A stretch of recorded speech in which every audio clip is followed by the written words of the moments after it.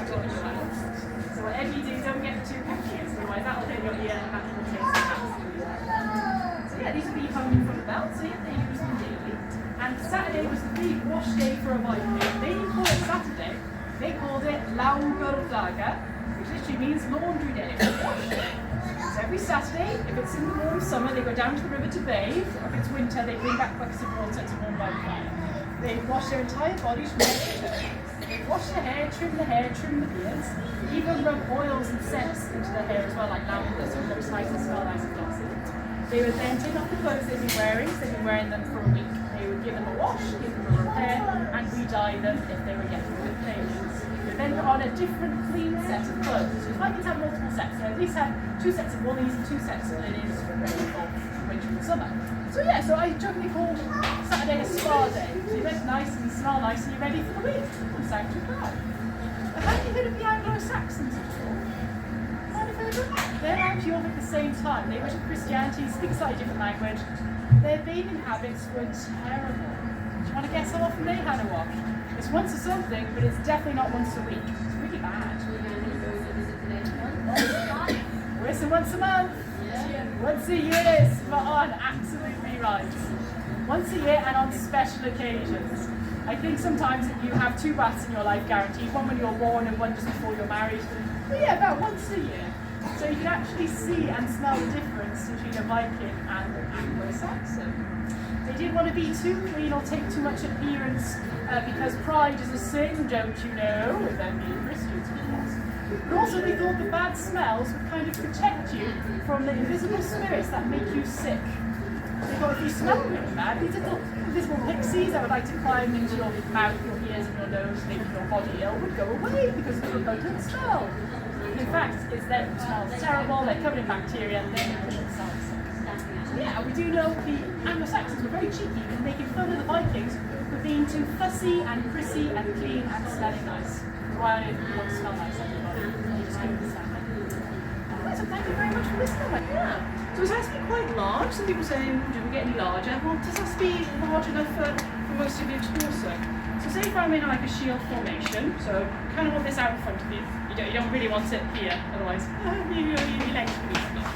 So if you hold it here, so kind of in front, my arm's bent now, so it's against my body, but my legs are far back. And when my arm's bent, you can see that it's completely protecting my elbow. There you go. If it was any smaller, it wouldn't protect my elbow, would it? It would be out here like this. What would be the first part of me people would attack? The elbow. Yeah. They chop off my arm, and that way my arm and the shield's on the floor. You don't need to worry about it anymore. So you've got to make sure it's nice and big. And there's something called a shield wall. Have you heard of a shield wall before? No, sorry. So it was when, if you go into battle, usually you have lots of your mates with you, and they would have shields as well. And the way you stand in a line, and you lay your shields over one another's in a certain way. So for instance, say I've got 2 mates on each side of me. One of their shields are going to be on the underside, and the underside there. Then the people over the other side of them are going to have their shields laid over the top. So it becomes flexible. It's a flexible shield wall. We can march with it, we can repel the forces with it as well. So yeah, you can imagine you're on the front, you've got the shield going. You're going to have something close to hand, like an axe or like my knife or something like that. So you can kind of fight over the shield and use the shield to protect you. And usually the people behind the people with the shield, people with spears. What spears look like, right? Really long bits of wood, really big sharp metal bits in the end. So the spear people will be behind, usually angling their shields down, very carefully I might add, over my shoulder and into the shields of the opposing forces to try and keep each other back. And then people might have bows and arrows as well. So for instance, my mates who have bows and arrows will be probably right towards the back because they can shoot their arrows, arch them up over us, and then gravity will pull it back down into the opposing force. But they might say something like, arrows, arrows, so you just raise your shield quickly to make sure you're not the one getting decked by your mate's arrows by mistake. Especially on the front line, lots of things moving around. So yeah, it's basically like a team. And most things they would have to fight with are tools that are turned into weapons. So what I mean is, let's get my first tool here. What's this? Probably recognise one of these, yeah? Yeah, well believe it or not, everyone has one of these in their house in the Viking ages. This is how your house is made, by chopping wood. This is how you keep your house nice and warm, by chopping wood for your fire. This this is how you make your fences. And kids are expected to help out from the age of 5, so you guys will be knowing how to swing an axe and basically practice with it from the age of about 5 years old. So yeah, this is a tool that can be turned into a weapon. So you can use this to go against the shield, you can try and hack it, slash it, cut away this, or the best thing to actually do, instead of wasting energy trying to hack through the shield, because that will take a very long time, is actually use this hook part. Can you see how it's got a nice little hook part? Get over the shield and then use that to draw the shield away, so you can actually pull it out of the person's hands if you're very skilled. So yeah, so this is definitely a tool that's been turned into a weapon. The same with spears, you usually use those for hunting, especially hunting animals in the forest. Very good for throwing as well. Again, they can be turned to warfare. And the same with bows and arrows.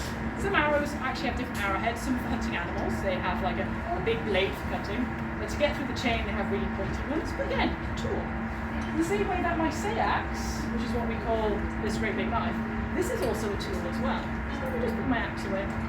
Yeah, this one I have here is called an axe loop, and it's designed to literally do that, so I'm hands-free. And what we have here is a axe. Now, this would be the cutting edge, don't worry, these are blood today grown up, so don't worry, no ouchie fingers.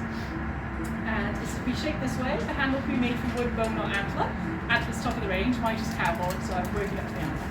But this can be used, as I say, as a tool mostly, for skinning, for hunting, for chopping, and then it can be turned to warfare as well.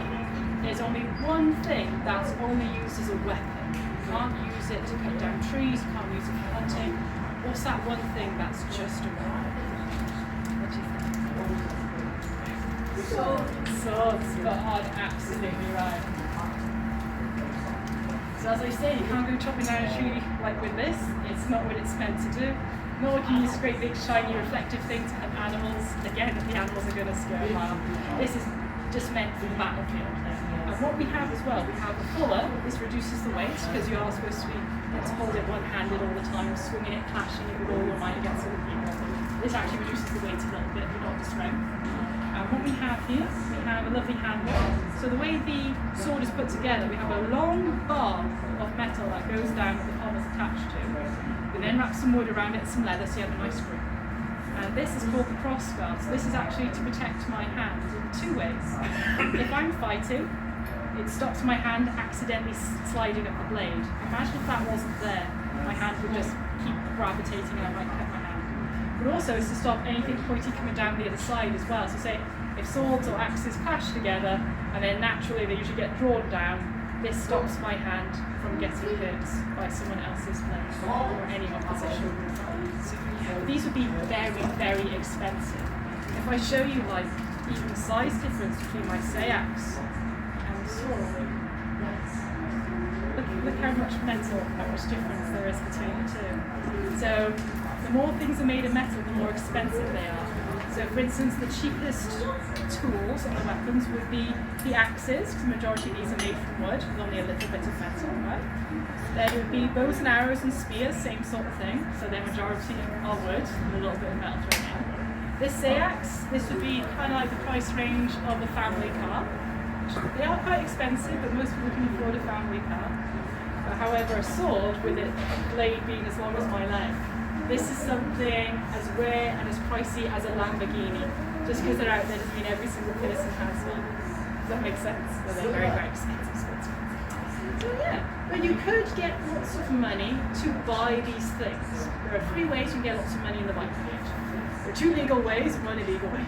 The first way is if you like fighting, you could join an army.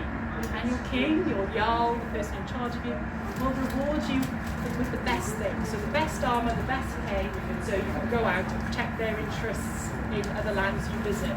So in a way it's kind of like an investment. It makes sense to protect you. Another way, say if you like fighting, but you don't like the whole building up in the army, that might take a long time. You could be a mercenary, you could be a bodyguard for hire, and that way you can just look after one person, which is actually quite easy.